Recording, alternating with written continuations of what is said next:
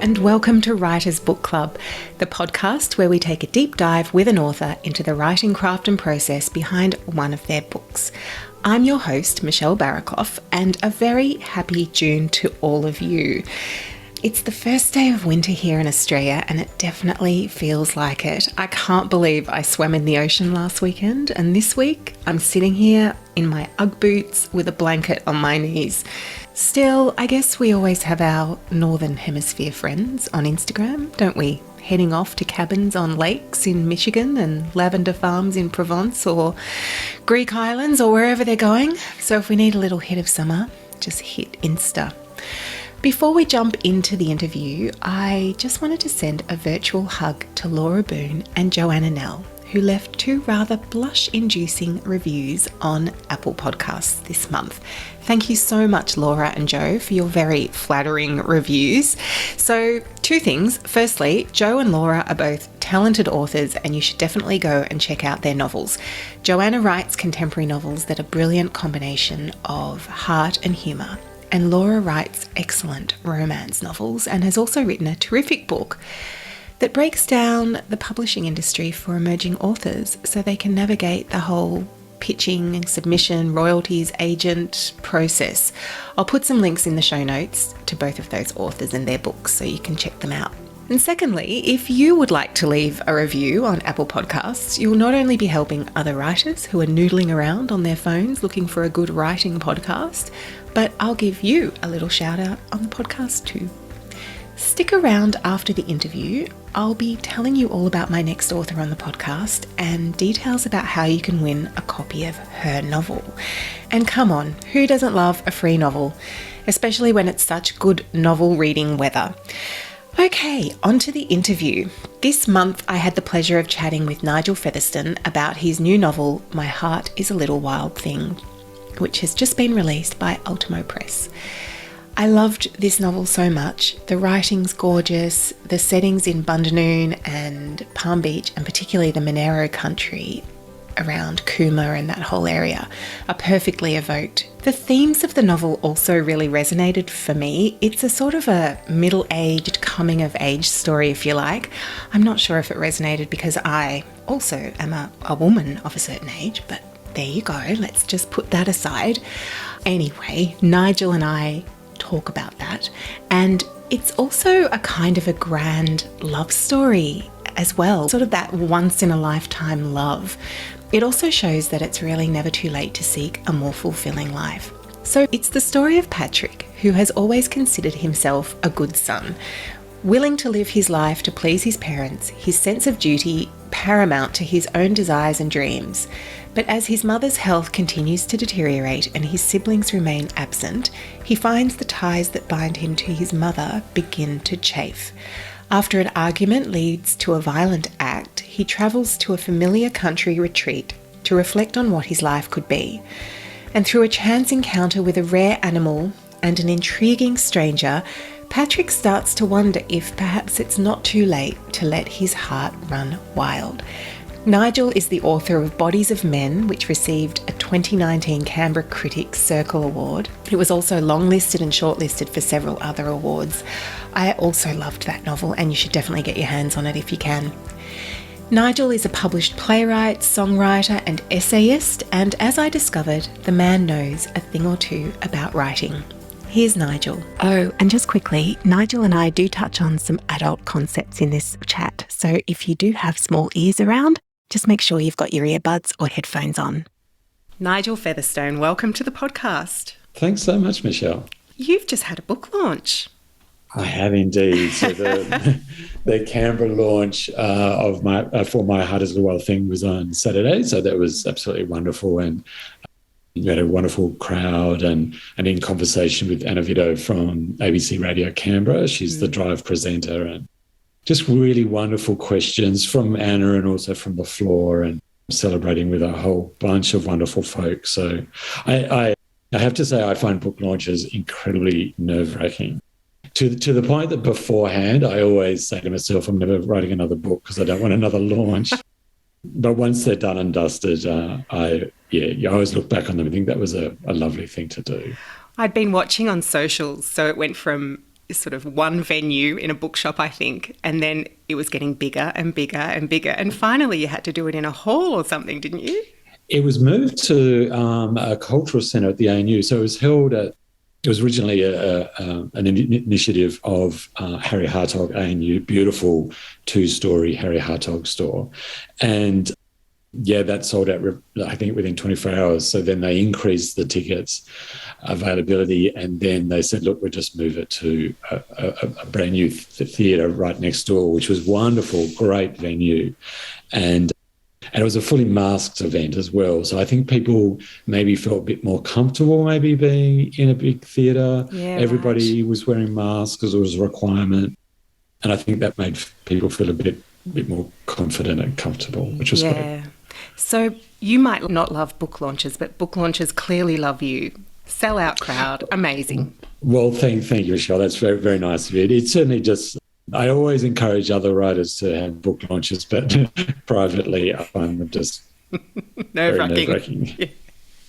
Well, congratulations on My Heart is a Little Wild Thing. I absolutely adored this novel, Nigel. Thank you so much, Michelle. That's very kind of you. Tell me, what sparked the idea for this novel, Nigel? Where did it come from? Well, it's a really fascinating question because this is just true that once I'd finished the manuscript and gone through the edits and the final version had gone back to my publisher, Robert Watkins at Ultimo, I always I tidy up my writing space. I like to have it pretty tidy, but, at the end of the edits, there's just stuff everywhere. So I thought I'm going to spend a morning tidying my writing space. And I was putting something away in my reading room, which is adjacent. I'm very lucky to have two rooms to do those two things. And one of my old writing journals literally fell out. I know this sounds like, something you'd find, in a movie, but one of my old writing journals, quite a small one, fell out of the bookshelf, landed on the floor, and I just went, oh, okay, whatever. And I opened it, and written inside, in my handwriting, of course, was something about a guy needs to get away. He goes to a farm. He sees an animal that leads him to meet someone who will change his life. And I looked at it, and it was written in either June or July, but the year I remember very clearly, 2007. And so I've had this idea of somebody who needs to get away from whatever it was, and he sees an animal that leads him to meet a man who will change his life. And I was really shocked that I'd had this idea for so long. And so it's gone through lots of different permutations. It was sometimes set, I live in Goulburn, sometimes it was set in Crookhorn, which is a town about an hour west of Goulburn. Sometimes it was set in Braidwood, which is a town an hour southeast of Goulburn, where my father lives. And then I just kept on going further and further south, and until I did a recce down to Nimitabel, which is just to the north of the Monero, which is this expansive, barren, high plain between the south coast of New South Wales and the Snowy Mountains. And I've always been fascinated with it. And I thought, this is where the novel needs to be. And there's some more things, I'd love to talk about from there. But it did go through quite a few iterations until finally I went and stayed there in the guts of the Monero. And that just changed everything. And then I guess then you've got to put your novel brain on, don't you, and say, well, this is all very well as an idea. Now I've got the setting, but I need something to really kick off the drama and, start building some conflict and some tension and set this character off on his journey. Yeah, and one thing that I learned, I've always adored plays for a very long time, and I love writing about place and landscape and nature. And one thing I learned from writing Bodies of Men, my war novel, was, and that's partly set in Egypt, in Alexandria, and then the Western Desert, so Second World War novel. And everybody loved all the setting of the desert and the Alexandria in 1941, and that was one of the things that people kept on talking about. And I realised that I didn't really have a magic setting for this novel until I did that recce tour of the Monero, and it was winter and it was freezing cold. And then I went back actually in summer.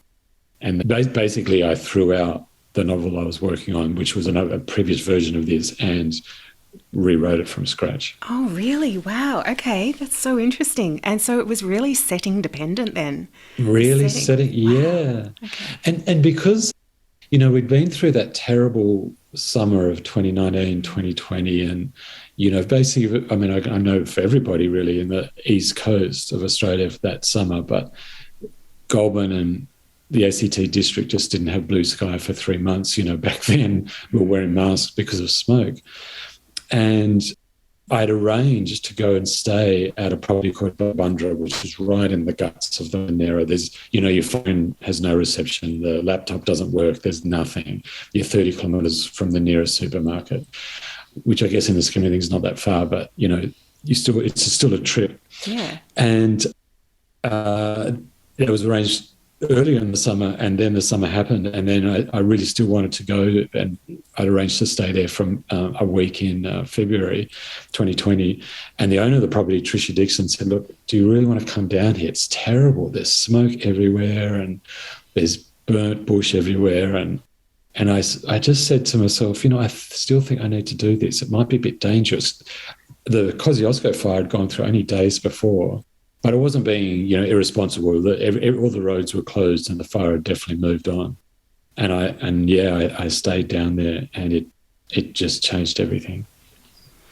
So how did the process of then putting it on the page start for you? What did your writing practice look like throughout the writing of this novel? So it really did go through lots of different iterations. I had that core concepts, but it went through, sometimes Patrick, who's my main character, was 18. Sometimes he was, 50 or 60 or 70. At times the novel was written from 2 points of view, which I had done previously with Bodies of Men.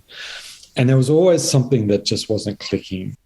And then I did give a version to my agent, Gabby Nair, at Left Bank Literary, and she gave me this wonderful advice, which was, either the novel had to become a big epic or it needed to become a really intimate, tender book. And I said to her, I'm going to make it a big epic. And she goes, well, I'm surprised, but, go for it. Turns out I'm not good at writing big epics. And I ditched that one myself. I finished it and then thought, I'm not going to bother Gabby's time with that. So you wrote the whole novel and then thought, no, I have to start again. Yeah. Wow. Okay. Yeah. And I write everything by hand, as in pen on paper. And in fact, the frank response is I thought it was really good and I just needed a better title. And I woke up one morning very early, or middle of the night really, and I had the title. And I thought, yep, all I got to do in the morning, put the new title on the manuscript, send it to Gabby. It's going to be great. It's a great title. And I did do that, had my little coffee, opened the file in the morning, put it in there. The whole thing collapsed. Just mentally and creatively, the whole thing collapsed. And I went, okay, I'm out. I'm not going to pursue that version of it. Oh my God, Nigel, that is just... It just collapsed. Have you had those moments where you just think, I'm not sure this is good enough. But you have to also then ask yourself if it's just regular old, writer's doubt. Yeah. I just knew. But you knew, yeah. Yeah. And I think because Gabby is wonderfully, productively very blunt, and so I guess I really didn't want to waste her time if I wasn't excited. I remember sort of thinking, if Gabby's not interested in this, fine, I'll write something else. And I thought, there's something in that, A writer, I think, should be almost devastated if their agent says this is not good enough. And I'd already had that before. So I think I had done about 8 or 9 different versions of it, and then had that stay for a week down in Bobundra. I stayed in a barn, a stone steading. And I was there to edit this epic version. And Tricia, the owner of the property, is a very erudite person. She leads literary tours in Europe as well as running this farm. And I remember I'd be editing. I'm quite a disciplined person. I'd go, okay, up at 6 editing. And there was this wonderful library. And there was a Stephen Fry memoir. And I thought, I might just read a bit of Stephen Fry. And then I'd go, no, come on, go back to editing. And then I'd go, I wonder how Stephen Fry's going. I'd read a bit more Stephen Fry. And then I'd go do a bit more editing. And then I thought, quite honestly, if I was in this beautiful old barn with my book or Stephen Fry's memoir, I'd prefer to read the Stephen Fry memoir. And I thought that's telling me something too. And I'm not particularly, mega mad fan of Stephen Fry's, but it was a very entertaining memoir. And I was just sitting on the steps of this beautiful old heritage listed barn, surrounded by nothing except smoke in the sky. And I thought, God, if there was a man just over there or anyone planting trees, I would just go, look, can I just spend a few days planting trees? That would be a good use of my time. It's just plant trees. You just tell me what to do and I'll dig holes and you can put the trees in the ground. And then I thought, oh, that's a bit interesting. What if my character is here? He's come down here. Something terrible has happened. He's sitting on the steps with a glass of wine, and he sees someone planting trees. And then I thought, I can't do that. That's just too convenient. And then I thought, remember why I'm here. There's an animal. He sees an animal that leads him to meet a man who's planting trees. And as soon as I had that, Michelle, I thought, drive straight home. It's almost 3 hours back to Goulburn. Walked in the front door, got into my writing clothes. I do have writing clothes, and wrote. Love it. And wrote the final version in 14 days. Oh my gosh, that's incredible. I know it now. I've got it. And I just went, just write it, and did. Oh, that's amazing. So here out, it shall be known as the Stephen Fry yardstick. Something's not working. I love that. Yeah, if you prefer to read a Stephen Fry memoir, you've got an issue. And then just wait for the proper inspiration to come along, whatever it might be. That's right. Indeed. Wow. What a great story. So you touched on point of view then. Bodies of Men was told from the point of view of the two protagonists in third person. Mm. How different was it writing this new novel in first person? Did it just come to you in first person, or was that a really sort of conscious decision? Did you flirt with the third person? Tell me all about point of view. Yeah, it's so fascinating, isn't it? And I often talk about writing as kind of like this Rubik's Cube thing, which is an irony because I could never do them as a kid and I still can't do them. But me either. It's kind of that thing, isn't it, where you've got to get this right and then that right. And you've got to get the tone right, and you've got the voice right, and the point of view right, and the narration architecture right, and you've got your characters and setting and get it all together. And then sometimes you just know that, no, there's still one little panel with a different colour. It needs to go over there, and you move that, and then it all sort of falls apart. You've just made me realise that I really enjoyed writing some memoir myself, memoir essays, and I'd written about the death of my mother for a magazine called 3am magazine.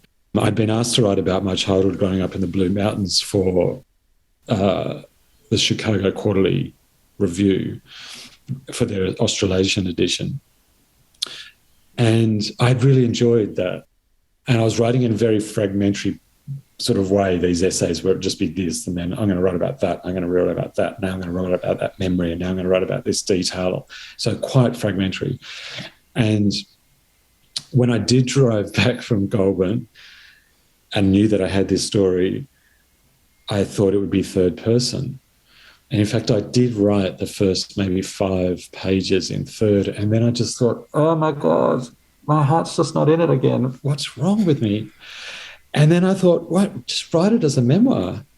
Write it as a fictional memoir. This is Patrick's memoir, and write it in the way that I've been writing these essays. And it flew. Yeah. And I wrote I remember because I wrote in my pad, the day after I tried to kill my mother, I packed my backpack and left at dawn, and that it just flew. And when I say wrote the whole thing in 14 days, the first version was maybe about 50,000 words, and it's grown a bit.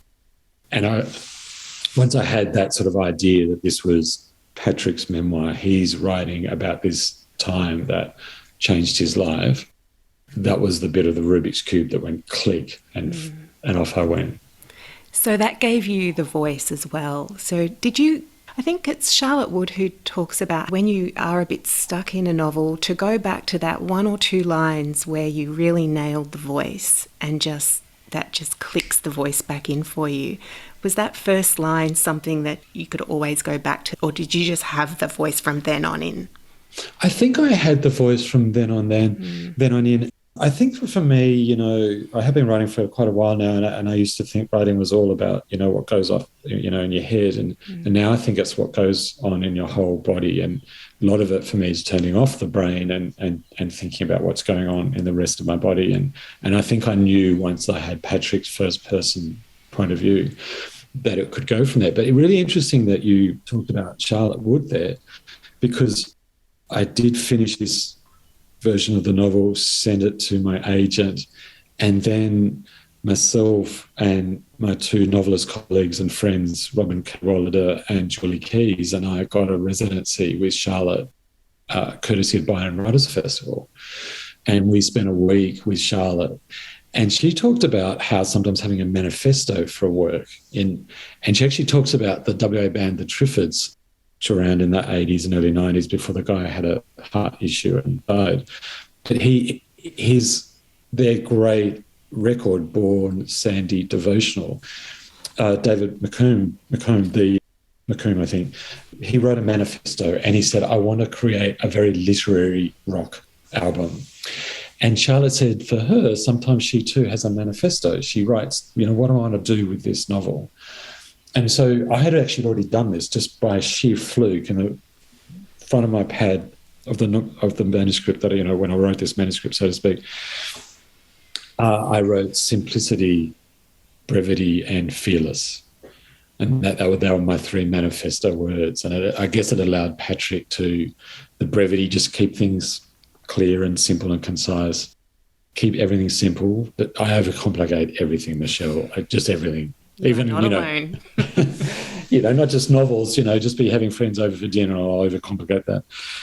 And then I'd been asked to write an essay on Christos Chalkis, and I titled that essay Fearless. And I thought, well, if I admire him so much for being fearless, maybe Featherstone, it's time for you to be fearless. And so that was one of my third key word. And that maybe, in answer to your question, helped get to that voice. I love that. That's such great advice. I was so happy to see that you, Julie and Robin got that residency, because my writing group applied for it as well. And when we missed out, we went, oh, but it couldn't have gone to three nicer writers. So thank you for sharing a little bit of what happened on tour and not keeping it all on tour. Thank you. No problems. I'm pretty sure the residency is still going, and I know they've had a second one. So, yeah, fingers crossed for you and your group. We didn't apply last year, but we hopefully will in the future. Great. Because Charlotte's amazing. She's amazing. She's wonderful. Absolutely wonderful. So you talked just before about writing memoir and in fragments, and that made me think about the structure of this novel. So it's mostly told in a linear fashion with scenes from Patrick's past kind of woven in. But there are also these hints throughout that indicate Patrick is looking back on this time in his life from some future date. And one of the sections starts, of all the conversations Lewis and I had, it is the ones up in the hide that I can remember most vividly, which made me think, oh, we're looking back. Patrick's looking back on his life. Can you tell us about this choice and how it served the story? Yeah, fantastic question. I think I knew Patrick was writing his memoir from a few years down the track. Pretty well the story stayed exactly the same except the ending, and I won't sort of spoil for readers either what the ending had been and what it is now, but that made me know that he was writing it from a time down the track, and he was really looking back on it. I guess like any memoir, you know, when I was writing about my childhood in the Blue Mountains, I guess I still, had 40 years of looking back on it and remembering or not remembering or misremembering things. For Patrick, it's really only maybe 4 or 5 years at the most that he's looking back at this time where his life completely changed. And he wanted to understand it, and he wanted to record it and document it and reflect on it and analyse it and know what had happened. But really interestingly, as a novelist, we can record conversations, what we put down on the papers. You're saying this conversation happened in this way. But in terms of memoir, even a fictional memoir, Patrick can't record a conversation that happened 5 years ago in great detail. I had lots of wonderful conversations in Canberra during my launch, and I probably can remember them in pretty good detail, but the way I would record them would not be the same as how someone else records them. And so Patrick does say it sometimes, this is the way I think I remember it, or I don't remember all these bits. And he even says at one point, I've committed to telling the truth, but sometimes I might just embellish because I want to. And I think that's just so true, And just from a novelistic perspective, I realised it was really quite difficult because he just it wouldn't be convincing for him to have a 10-page record of a discussion that happened 5 years ago. If we think about them, all we remember is, I had a wonderful conversation with my best friend down at Narrabeen, and it was just wonderful. And then we went for a walk along the sand. It was just the most beautiful day. You can't record that in great detail, can you? No. You've just got the feeling of it, haven't you? The tone. The feeling of it. Moment, yeah. And so it was really interesting when Patrick did actually say, some of this is not going to be recorded absolutely accurately, or some of it he might be able to do accurately because it's meant so much to him. So that was absolutely fascinating. And I'm not sure if at all that answered your question. Yeah, no, it did. I mean, for me, when I read those sections, it made me think, pay attention. This is important to Patrick's character arc, so you really need to pay attention. And now that I've, read the novel, I look back and think, in some ways, it's a late coming-of-age story, and this was the pivotal point in his life. And so those passages where he tells you that he's looking back makes you think, okay, I need to pay attention. This is important to the person that he is going to become. Right. This is why. Right. And I think that, yes, because Patrick's 45, he lives in the same street as his mother, who's ageing rapidly, and he is basically a full-time carer. And they have a very complex relationship, as a lot of gay men do, including me. And he needs to find his own life. And I think it's very tempting for all of us to say that the marriage equality and getting same-sex marriage, legislated was wonderful. And of course, it absolutely was. It was groundbreaking. It's probably naive to think it's going to change everyone's life overnight. It's just not going to do that. And for certain people of a certain age, where they've got to a certain point where they've just still not really got a grip on their sexuality, and that would exist in all, towns and cities and different types of communities. So I did really want to explore what being gay was like as a middle-aged man. And I think perhaps, the gay community, such as it is, has a reputation for being obsessed with, beauty and youth and perfect bodies. And I wanted to explore a man who's, 45. So he's actually slightly older than me, but at the time he was 45. Bodies are starting to fall apart. He's still got desires. He's still got things he needs to explore, a lot to explore. And so it's interesting you say that it's a coming of age, or a middle-age coming of age. But I did want to explore a gay love story where the men are middle-aged. Yeah, and making him that age, sort of our vintage, Nigel. Our parents are of a different generation too. So the kids of today are growing up with marriage equality and a much more tolerant society as a given, whereas that generation of parents just, it's very difficult for them to get their heads around that. That's right. And for my parents' generation, homosexuality was a mental illness until the late 70s. It was certainly considered an illegal act in New South Wales until 1983. And I was actually 15, and I distinctly remember looking at the Sydney Morning Herald, front page and looking at the headlines, and the Parliament was debating getting rid of those laws. And then what else happened in 1983? That AIDS came to Australia. And so, I think for a lot of parents, it would have been, one, that even if they were quite caring and sympathetic, there's still the medical profession considered a mental illness. Schools, you couldn't talk about it. Churches were against it. The law was against it. The police were against it. Probably a lot of friendships were against it. You know, we all know those stories of men who are going up to headlands at Manly just to enjoy the day, and they were pushed off cliffs and killed.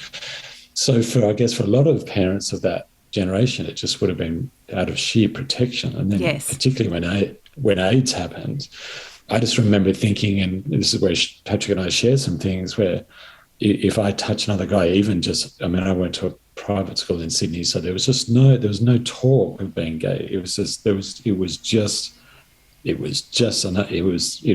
Oscar Wilde thing of, the love that dare not speak its name. And it was an all-boys school, so was it going on? Absolutely, but no one talked about it. And I broke out of that. In my 20s, I decided that I was not going to, live my life in fear. But that caused some issues. But Patrick's the sort of person who, because he adores his mother and his mother needs him, he could just never pursue it. Although, as we learn from the novel, like lots of men of his vintage, he is certainly pursuing it. Just very privately. I love the way that you do weave in Patrick's past into the narrative. It felt so seamless to me as we learned about his childhood, his developing awareness of his sexuality, his relationships with his parents and siblings, everything that shaped the Patrick that we now see. Do you have any general rules you follow when it comes to when and how to incorporate backstory? No, and isn't it challenging? Yes. Isn't it so difficult? I think in terms of Bodies of Men, I remember reading, and I don't know where I got this from, but don't sort of think too much about where we think backstory should go, but where does it make psychological sense for those characters? And they, it might be chapter 3 or 4 and they might see an object. And I think that this is where trying to turn the brain off and listen to the rest of the body. And I often talk about getting sort of tummy buzzers, I'm sure you know what I mean. When you think of a solution in a story and you get a bit of a buzz, you've got to follow that. And Tim Minchin, the comedian and songwriter, he talks about spine tingles. And if he's writing a song and he gets a spine tingle, he knows he's onto something. And it's likely that the audience will get the same spine tingle, which I think is amazing. So if maybe I'm writing, chapter 2 or 3, and then there's some major object, or maybe it breaks, does that resonate with that character? And then maybe that's the spot for them to say, I'm thinking about something else now. So I always try to think, when is it right for the character to think of something from their past? And quite honestly, if it happens on the opening page, maybe that's what we need to explore. And I think that the other thing that I do, because my writing process is very much stream of consciousness. Once I've got the general, finally got the right arc, I still follow the energy in the work. And a wonderful novelist, an eminent Australian novelist, Roger MacDonald, who lives about an hour away from me, said to me that you've got to follow the energy in the work. And if you're convinced when you're planning maybe the opening paragraph that it's going to go in direction A, but the energy is direction B, you've got to go direction B. And I don't think this is spoiling it. I was looking at my journal in which I wrote the manuscript for My Heart Is a Wild Thing, and I had listed the key scenes. Lucy Trelaw talks about her tentpole scenes, and I had listed my tentpole scenes. And there was a protest. There was a logging protest that I was very keen to write. That's not in the novel. It was never even written. Obviously, I got to that point and went, I'm not feeling that, so we were just going to jump over that. And you probably can have a rough sense of where that might have fitted since you've read it. But obviously, I got to that and went, no, we're going somewhere else now. Yeah, because I feel like that would have taken us out of Patrick's story, and we're fully invested in Patrick by that stage. Yes. Yeah, that's right. And maybe I just intuited that at the time. Yeah. The other thing that I do is I do sort of think of something that Irvin Welsh said, the author of Trainspotting, and he said, it's your page, you can do whatever you like. And he's got a novel called Filth, which is about a policeman who gets overtaken by a tapeworm. The tapeworm actually overtakes the page. And if you just open it up in a bookshop, you'll see these squiggly marks, and that's the worm speaking over the narrative. And I just love that idea of, he just said, it's your page, just do whatever he actually uses a different word, but do whatever the hell you want with it. And how wonderful and freeing that is. So I don't know whether that helps the backstory question. It does. Also, I love that advice about following the energy. Yes. Yeah. I was going to ask you about editing later, but it's a good segue into that now, because where does the editing come in then for something like that? So you've written stream of consciousness, you've got backstory, you followed the energy, and then you hand it over to your publisher and the editor goes, I don't know if this belongs here, or do you want to think about this? Or how did the editing process then work? So probably need to wind back a little bit. So what I do is I did write the whole thing, as I said, in 14 days, and I didn't put it in the computer. Sometimes when I'm writing by hand, I'll write it by hand all day, and then the first thing I do when I get in the morning is I put it into the computer so I don't lose it. But with this, I was so keen to stay in the story. And I remember thinking, God, if I lose this journal, I've lost the whole novel. It was all just ink on paper. And I have learnt, Michelle, to when I put it into the computer, I put it in exactly as I wrote it. If there's a paragraph there which is, or a paragraph that is 27 pages long and there's no punctuation, then that has to go in as it is. How do you not edit? Oh my gosh, that's incredible self-discipline. Well, I've just learned that. So, and I'll go, come on, Nigel, this is ridiculous. This sentence has been going on for 3 pages. Just put in at least a semicolon.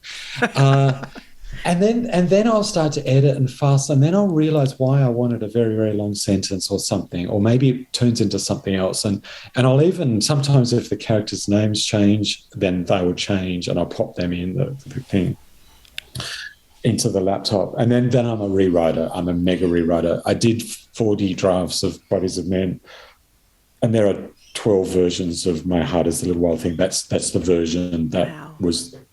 Gabby Nair, my agent, said, yes, it's wonderful. And then Robert Watkins, my publisher at Ultimo, who also published me at Hachette for Bodies of Men.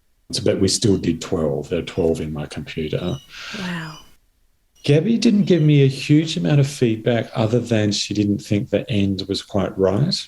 Mm-hmm. But she said, let's get it to Robert ASAP. As soon as I got to Robert, then I had that wonderful residency with Julie, Robin and Charlotte. And so I did another version of it after that. And then it was acquired by Ultimo. And I know you know Robert, and he does give very frank advice too, which is brilliant. Yeah. And I'll share this with you. He just thought it was too fragmentary. And he said it's beautiful and it's wonderful. It's a special piece of work, but it's too fragmentary. So he wanted me to do a lot of work around that. He also wanted me to do more work around place. And he also wrote on the top of my pad, where I was talking about those manifesto words, he wrote ambition. He said, I need you to be more ambitious. And that was so wonderful, Michelle, because it allowed me just to do, again, even go further into whatever I really want to do. And that's even before my wonderful editor, Ali Laveau, who edited Bodies of Men. And I was always being indebted to Robert for engaging her to work on Wild Thing. Mm. And then someone like Ali goes through it with just such a fine-tooth comb and works on the logic and the tiny details. And she has this wonderful thing of just putting in the margin NQR, which is not quite right. And it's just, she just write, that's all she writes. And then for me to go, oh, it's not quite right, is it? So, and then we're really getting down to fine-tooth comb and really into the details. And that's even before, the copy editing and the proofing, and that will come up with stuff as well. And then, those historical things. I had trams in Sydney, but when the novel is set, it's a contemporary novel, obviously, but I missed the trams by about 6 months. So I had to take the trams out. So it's a really extensive process. And whenever I hear, emerging novelists say that they would struggle to have their work edited, I think you've just got to get over that. You've just got to listen to every single piece of feedback that you're given, whatever it is, and respond to it. That doesn't mean you do all of it, but you've got to think and consider everything that you're told. Yeah. Robert's really good at getting you to dive really deep into your characters as well. He was for me. He said, I really want you to go deeper and really think about who they are and their history, what's shaped them. And that, oh my gosh, that just opened up so much. It's great, isn't it? And when you have a publisher at that level to give you that sort of feedback, it's wonderful. And one thing Robert said to me, he said, Nigel, this is literally what he said. Robert probably listened to this and go, God, you're spilling lots of beans, you too. But yeah, sorry, Robert. He said, quote, lean into description. Okay. And isn't that interesting? Because we're often told to lean out of description, that it slows things down. And he said, no, I want you to lean further into it. And, you know, part of the novel is set in Bundanoon. It's actually where my grandmother lived, not my mother. And it's only 40 kilometres from where I live. And I thought, oh, we'll just drive up there and do a little drive around and take some photos. And I thought, no, I'm going to stay there. I'm going to stay in the pub and I'm going to, you know, walk the streets at 6 p.m. and 6 a.m. and 11 p.m. and 4 a.m. And I did all that. And it was just so amazing. I just wrote notes and notes and notes and notes and notes and notes. And a lot of that material has just ended up in the novel. And that's because Robert, as publisher, said, you've got to do a better job with that. So yeah. I'm very grateful. Robert's very encouraging of emerging writers, so I'm sure he wouldn't mind us sharing some of his pearls of wisdom with the emerging writers who listen to this podcast. In fact, all writers. So thank you, Robert. Thank you, Robert. You're a master of setting. Thank you, Michelle. 100% there. I've been to Bundanoon. You captured that. I've been to Palm Beach. You captured that. The Monero, we drive through there every year to go to the snow. I know it's only a small fraction between Canberra but those broad, expansive plains, that desolation, because it's always in winter for us as well. I must get down there in summer actually. But you really just captured it so beautifully. And rather than even just giving us straight description, you have this beautiful ability to weave Patrick's memories and feelings into it, so it becomes really imbued with meaning. I'd love you to read a section here that demonstrates what I'm talking about, if you would. Of course. Wonderful. Okay, so this is quite close to the beginning of the novel. And Patrick has had a terrible fight with his mother, and he, in space of 48 hours, he has found himself back on the Monero, which he hasn't been to for 30 years. And it's a place that he knew very well when he was a boy. Scattered across the paddocks were the white rocks, quartz, that I used to collect and then display on the bedside table in my room in the barn. I'd imagine they were pieces of the moon or had bubbled up from the centre of the earth. Then there were the oaks of the homestead garden, which were as tall as I remembered, 20 metres, 30, except they now appeared to be struggling. Some of the branches were dead, others thinning. Either the trees were reaching the end of their lives or the weather was more extreme than it had ever been. Or perhaps it was just that the Monero would always have its way. Next came the yard ramp, which I drove across cautiously. And finally, the homestead, sitting low in the garden as though huddled against the elements. White weatherboard walls, wraparound verandas, 7 red brick chimneys, around the back the vertical timber walls of the original hut still visible. I stopped the car beside the birch grove and got out. As I stood and looked around, I would have heard birds, kookaburras, crows, perhaps the high-pitched tweeting of a wren or a robin. The detail is not important. What is important is this. In that moment, I fell in love with the place all over again. Beautiful. Thank you, Michelle. There's also a beautiful scene where Lewis and Patrick are in the hide. Tell us what the hide is and what that means to them. And then I would also love if you could read out the part where Lewis plays Patrick the piece of music on their last night in the hide, and tell us about how you wrote that beautiful scene. I'd love to sort of get into your mind at that point in time. I think what's really interesting is with Bodies of Men, most of it was set in Alexandria in Egypt in 1941. And I did try to get a grant to go there. And Egypt, sadly, is not a particularly safe place for lots of people. And so they said, we would not support you going. We couldn't send you into what's currently considered a dangerous part of the world. And I think there was a travel advisory at the time. So being a government agency, they couldn't go against another government agency's advice. And so I never went to Alexandria. I'd never been to Egypt. It was all done off the historical record, which is fine because I just spent a lot of time at the War Memorial in Canberra and read diaries and looked at Super 8 footage, and it was all done on what those soldiers were actually noting, and those soldiers on leave would note that a little donkey was walking around down an alleyway, or the food, or, beer, because all soldiers, what they really want on leave is they want beer, food, and sleep. So, and when they're on leave, they're actually basically tourists. So even if I went to Alexandria, the novel came out in 2019, so even if I went there in 2018, the city's completely changed. And what I'm seeing from me, Nigel the novelist, is not what those soldiers would have seen. So it made sense to just go off Super 8 footage.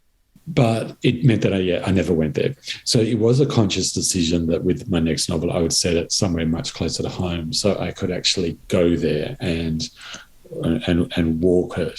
And I've been referring to my friend Robin Cadwalder, who's a writer of historical novels primarily. And she talks about, even if you're writing about the 13th century in London in that era, well, you probably still find echoes of that in London. So she has a sort of slightly different view to it. But and I adore Robin as a friend and as a colleague. What it did mean with this is that I could spend a week walking around the farm that became became Jim and Bjorn, which is the farm in Wild Thing. I could go walking in the bush. I could take photos. More importantly, I could take notes. And with Bundanoon, when I did, stay there and walk down into the national park, I clearly remember two things. One is you only maybe 100 metres outside Bundanoon and your phone drops out. So you got nothing. But you could still hear the trains and you could hear chickens. You could hear a rooster crowing, but your phone didn't work. I also remember sitting in a cafe and the trains go through Bundanoon. There's a freight train that goes through that has a different sound to the country train, which I often take, and that even Bundanoon people will actually just stop and listen to the train. And unless I'd stayed there, I would never have got that sense that, of course, it's the whole reason why Bundanoon exists is because of the railway station, but you don't get that feeling of it. Or you're walking the Morton National Park, your phone's dead, you're surrounded by the bush, but you'll hear the train. Yeah. And also that idea of when you're walking back into town, your phone starts to beep because you've had some text messages while your phone's been dead or out of range. And then you start getting these text messages that made me realise, well, if Patrick is now looking after his mother, as his mother's in a nursing home, he's probably going to get text message from a nursing home. I remember thinking, God, the bush smells like freshly baked biscuits. So I wrote that down on my piece of paper. And I channeled Robert, with Robert telling me I had to lean into description. And similarly with being on the Monero, you just realise things. You'd be very tempted for a writer to say that, you went clattered across a cattle grid, and the farmers down there call them ramps. They're not ramps, they are cattle grids, but they refer to them as ramps. And I think when you're in that space, when you might see a little robin on a fence post, or you just see three sheep staring at you, they're the things that I think you really need to record, because it's something that Patrick would record. And how about I read this little section out now? And thank you for giving me the opportunity to do it. Yeah, this is a beautiful section. So I guess some context is that Lewis is a musician, yes. Yeah, the man that Patrick meets and then falls in love with is a composer. He's from the Monero, and there's lots of complexity around that. And it's quite soon they develop quite a rapport, a intimacy and a sexual rapport. And you mentioned before about the hide. So some of the novel is actually set in something called the Camberlong Hills, which I did just make up. And there is a hut up there which was used as a bird hide. And I actually happen to love bird hides. I think they're most fascinating things. And there's some bird hides here in Goulburn. And that was the only thing, the animal, which we've sort of skirted around, the animal, and the bird hide and Patrick are basically the only things that sort of stayed constant in all these different iterations. And so there was something about the hide. And even Gabby Nair sort of said, my God, that's all you kept. But this paragraph was not in earlier versions. In fact, it only came in very late. I closed my eyes. By now, the low notes had dropped out, and there was a plinking sound here and there, water drops. I saw water drops. The low notes returned, louder this time, and I saw rain. Rain on the Camberlongs, bulging black clouds, building higher and higher so that the rain came down harder until the ground was flooding, the waterhole overflowing, the rocks disappearing. I saw Lewis and me, both of us naked and standing in the planting paddock, our arms out wide to the hills, our mouths open to the dark sky and filling with heavy raindrops which landed on us like bullets.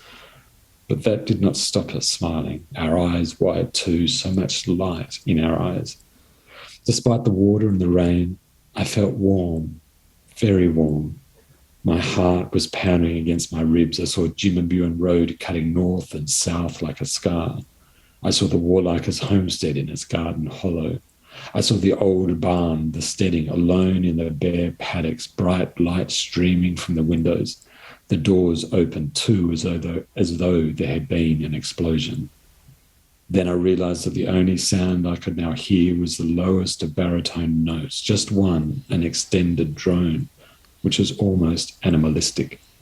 The ground began to crack, separating Lewis and me, a cavern appearing between us. But then out of the cavern, a translucent wall of blue light, Lewis on one side, me on the other. The music stopped. I don't think I've ever read a scene like that which captures music. I mean, he's lying in bed listening to this piece of music, and that is all in his mind. It's so beautiful. Thank you, and it was very kind of you, Michelle. And I probably should have said yes. So the Patrick and Lewis have just had sex for the first time, and for Patrick, it's the first time having that kind of sex, or probably any kind of sex, with someone he knows. And I think there are two things that happened. One was Robert saying, be more ambitious.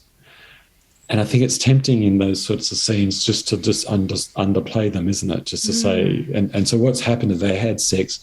Lewis is a composer and he's written something on his phone, and so they've listened to it with one earbud in one ear and one earbud in Lewis's ear. So they're listening to it on a phone.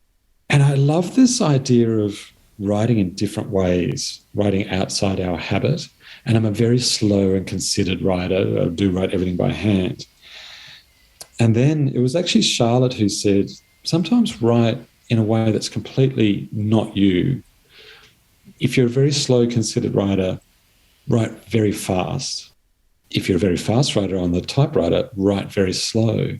There are bits of this novel that I actually recorded on my phone, because I also do work in the theatre, and sometimes when I'm writing a play, I will act out the scenes, ad-lib them on my phone, and then I type them up, again, because I'm trying to get some kind of body response. If I'm just going, well, it's good to see you. Oh, it's good to see you. You're looking well. It's a boring scene. But if you're good to see you, why are you late? You're always late. We've got something going on, haven't we? And so, so there is one scene in that novel where I thought, it's just not right. It's just not right. So I recorded it on my phone and then typed that up verbatim. With this, I thought, one, write it very quickly. Two, be ambitious. And three, just be ridiculous. It was just this sense of, Patrick has just had sex. He's just not going to go, okay, shall we have a cup of tea now? Let's, and he goes into this music. And so all those emotions that he's feeling and that remain in his body, he sort of imposes on this music, the music imposes on him. And so all this stuff about translucent lights and caverns, it's ridiculous, Michelle, isn't it? It's completely ridiculous. But, not wanting to sort of get too sort of, personal, I think that we all remember those various moments. Yes. The first time I ever kissed a guy, I know exactly, well, it was actually my partner, but I remember where we were, and I remember how I felt, and I remember speaking to a female friend, a girlfriend. She said, what was it like? And I said, now I know how Romeo and Juliet felt. Aww. And she said, Nigel, that is the most ridiculous thing I've ever heard you say. But you say stuff like that, don't you? It's the big love. Oh, we're going to talk about that. Yes, you're right. We do all remember those big love moments because they are so pivotal, and your firsts are always incredibly special. So, of course, you're going to imbue the scene with lots of memory. And you talked before about being very difficult to think about past memories in detail, and yet those memories, you know, that first kiss, that first meaningful kiss, first meaningful sexual encounter, those fragments come back to you very, very strongly about what was said and where you were and what the smells were and all the different things, don't they? I mean, I guess literally, but those memories stay with you, don't they? Yeah. And music is very pivotal to that, I think. You know, you could be driving along and a song comes on, you think, oh my gosh, Blue Light Disco, 1993, you know, whatever. Absolutely, yeah, and yeah, I think that's why pop songs are just so incredibly powerful, because they hold sort of these memories, or they trigger things, and music is very important. And of course, remember, you know, I know you get it obviously because you've read the novel, but Patrick has never had a meaningful connection with anybody, and he's 45, and so when I think Robert did say, just be ambitious, I went, I think this is, and because Michelle, I'm such a cautious, reserved person, so I guess I'm allowing Patrick to just have a paragraph where he just describes things in the most over-the-top way. Yeah. I was going to say exactly the same thing. I mean, that scene happens pretty much 50% of the way through the novel. That is the halfway point. Right. And it's no accident in my mind that is that pivotal moment we were talking about before, that is the hinge between Patrick's former life and Patrick as he will now become. Right. To me, that just cracks it open for him because, as you say, it is the first meaningful sexual relationship or sexual experience that he's had. So, of course, it's going to crack his whole world right open. And the fact that it coincides with that gorgeous piece of music, it's perfect. Oh, well, thank you. You're very kind. And also because they are in this hut in the hills surrounded by bush. And so, you know, he would be thinking about landscape. And I'm convinced that sort of country does influence us. And Patrick does talk about how he feels that Lewis could hear something that other people couldn't. And so that's all there in this ridiculous scene, but is one of my favourites. You're not allowed to say it's ridiculous anymore, Nigel. I'm forbidding it. Thank you. Great. Thank you, Michelle. It's beautiful. Can we talk about sex? Let's do. One of the things I love about both Bodies of Men and My Heart is a Little Wild Thing is that they both deal with this concept of big love. To me, they have this element of the grand love story. With Bodies of Men, the intimacy is really strong but understated, whether that's because of the time period it was set in. Whereas with My Heart, we have full Technicolor sex. And in romance, they call that the difference between a closed door versus open door. What drove your decision to open the door on the sex in this novel? It certainly wasn't written in the most explicit way that it is now. That sort of came through the redrafting process, and I guess Robert also saying, you know, be ambitious and get close to character and all those things. I guess one of my frustrations, I'm 53, so we talked about the era I grew up in, that you just did not talk about any of that stuff in terms of gay sex. There was nothing on this, very little on the screen. If it was often very camp. You know, the gay men particularly were clowns in a lot of stories on television, certainly quite sexless. But when I would see sex actually presented, it's kind of like the Mardi Gras brand of sex, which is just, you know, let's just do it and get on with it and put our heels back on and let's go back dancing. And often when I read fiction, gay fiction, it's just, I don't get a sense of intimacy, if I'm going to be really blunt about it.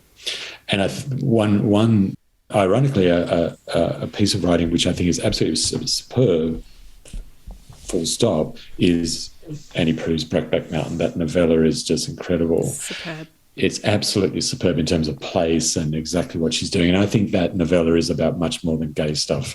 And I hope Annie Proulx would, you know, appreciate that comment. But it's interesting because I think that's just got great intimacy, and the sex is almost none of it. So it's like, you know, we fucked and then in the morning they're fishing again. There's not this, she doesn't go there. An author like Christos Tsiolkas does go there. The poet Dorothy Porter did go there. And for me, it is much more of an act. I'm really interested in the intimacy around it. That's what I always missed, just in terms of the gay world. I'd actually think, why aren't people holding hands, or why aren't we, I distinctly remember before my partner Tim, I just rested my head on a best friend's chest for about, half an hour, and he was actually straight, but it was the most incredibly intimate moment, and he was sort of like touching the back of my head, and God knows what was going on. We're quite young, but I'm actually more interested in that than I am in just the ultimate act. And I go for sort of intimacy and tenderness and meaning and emotion, and I don't aim to be explicit in any way. That doesn't interest me as a reader or a writer, but I had to keep on remembering that this is Patrick, as you say, recording a very significant time in his life. If you're basically going to be a virgin for 45 years, when it finally happens, it's going to be very meaningful. And I think that, he would remember all the different things, and just in all the different permeations of sexuality, there's lots of stuff to explore. And we often only explore one of them. But I did want him to think, okay, well, I've done that now, and that was beautiful. I've done that, and that was amazing. And I'd like to do this now. And didn't know I'd want to do that, but that was actually quite wonderful and fun. But it always has to come down to two human beings having a profound moment of connection. So I haven't heard of the closed door and open door, but I just want it to be bodily for sure, but also emotional, and be something truly, truly meaningful. Yeah. And it has to serve the story, doesn't it? Because it serves Patrick's character development. Yeah, absolutely. And I think that, there's a review in the Saturday paper that came out on Saturday, this Saturday just gone, and it's actually quite a warm and engaged review, and I'm very grateful. It does call the sex, says it was a bit smutty. Smutty. But even the reviewer then goes on to say, but it's appropriately so, because Patrick is recording these significant events in his life. So you're right, if you've got a novel where someone's been an out gay man for their whole lives and they're still talking about sex when they're 50, then that might be appropriate, but it might be terribly inappropriate or just downright boring too. Yeah. Oh, thank you for being so honest about that, because I think people do grapple with the idea of writing sex, and they don't know how far to go, and they don't know if they should include it. I have a romance novelist writer in my writing group called Laura Boone, and so she introduced me to that concept of closed door and open door, and I hadn't heard that before. And I thought for people who are emerging writers who want to write about sex, they can make that decision, but it has to serve the story. It does. You're absolutely right. And I think also just try things out, so to speak. Just if you're feeling you're being a bit shy in a particular scene, then try something, as I say, maybe write a sex scene very quickly and just see how that goes. If you write your 6 scenes in one sentence, as an experiment, write it over 3 pages and see what that does. Yeah. And just experiment, I think, and go again with body.